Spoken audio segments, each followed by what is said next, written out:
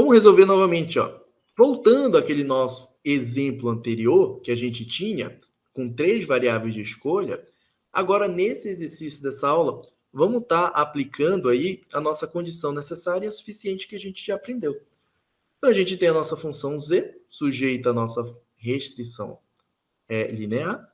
Para encontrar os valores estacionários, a gente já encontrou nas aulas passadas cada um desses termos. Lembra que a gente fez lá o cálculo dos determinantes, que a gente fez o Cramer, e eram até determinantes de ordem 4, tá bom?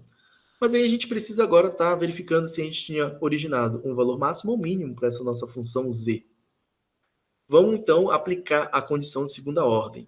Então, eu estou resgatando aqui as derivadas parciais que a gente tinha de primeira ordem, porque a gente precisa estar encontrando agora todas as derivadas parciais para estar conduzindo o cálculo da matriz do hessiano aumentado. Então, se a gente for calcular aqui as nossas funções, as derivadas parciais, eu quero que vocês façam como exercício. Obtém o g de x, vocês têm como obter o g de x bem aqui, gente, dessa restrição, o g de y e o g de w. Ou seja, pega essa função de restrição e deriva em relação a x, que vocês vão encontrar o g de x, depois deriva em relação a y e depois deriva em relação a w. Vocês vão estar encontrando esses valores aqui, tá bom? Agora, vamos encontrar outras derivadas parciais. O zxx.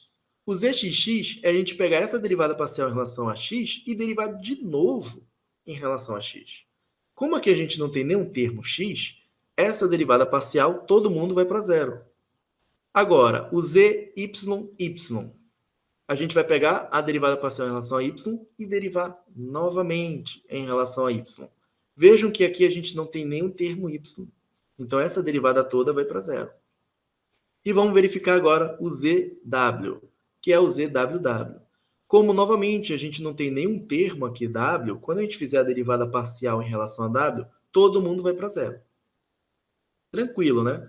Agora, a gente precisa aplicar todas as derivadas parciais cruzadas que a gente pode obter para poder montar o nosso hessiano aumentado. Então, vamos verificar essas derivadas parciais cruzadas.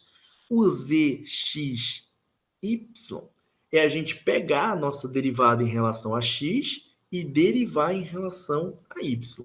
Então, a gente vai aqui olhar para a nossa derivada em relação a x e agora deriva em relação a y. E a gente analisa, tem termo y aqui? Tem. Tem apenas esse nosso termo mais y. Então, quando a gente derivar ele, vai dar igual a 1. Vamos fazer agora a derivada parcial yx.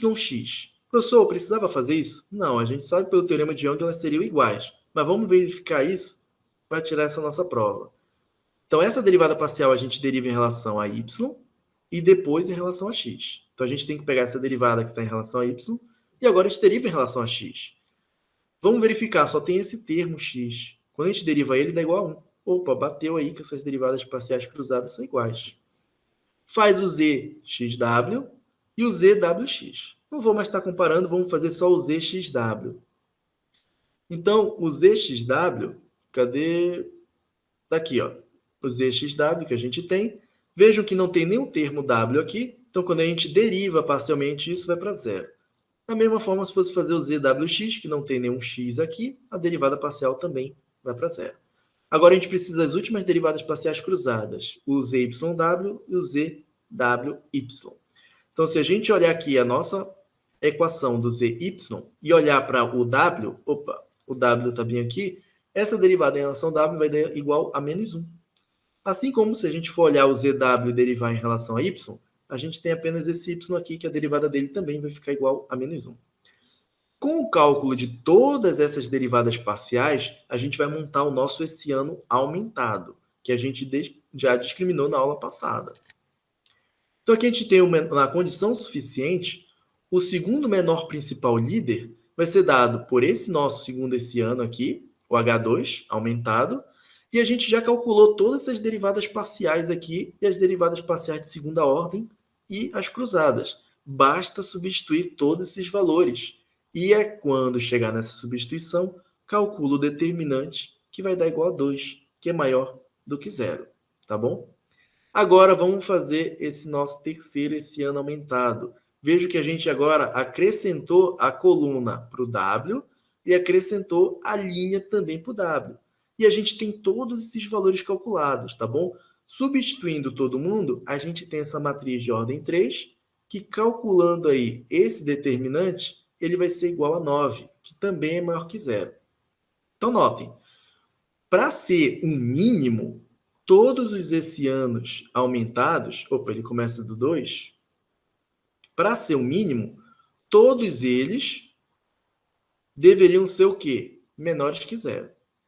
Para ser um máximo, eu teria que ter esse hessiano aqui maior que zero, e o H3, esse outro hessiano aumentado, teria que ser menor que zero. Então, aqui a gente teria um mínimo, e aqui seria a condição para a gente ter um máximo. Mas como a gente tem ele positivo no H2 e positivo no H3, então a gente não tem o máximo nem o mínimo. Provavelmente aí a gente vai ter quem? Um ponto de sela ou um ponto de inflexão. Que para a gente não é interessante estar analisando qual dos dois vão ser. Tá bom? Então, quando vocês fizerem esse cálculo, vocês teriam que estar chegando ou no mínimo ou no máximo, ou no caso, a gente pode chegar em nenhum nem outro. Então, ele não vai estar sendo o máximo nem o mínimo para a nossa função objetivo.